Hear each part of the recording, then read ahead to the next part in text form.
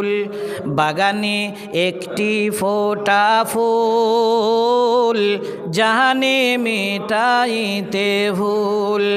আধারে পথ দেখাতে এসেছিলেন মুহাম্মদ রাসূল বাগানে একটি ফোঁটা ফুল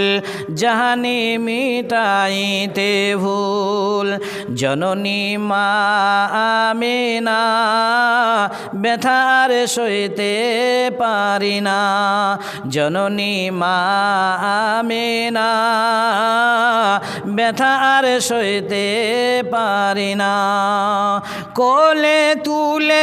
এতিমের হয়েছে বাকুল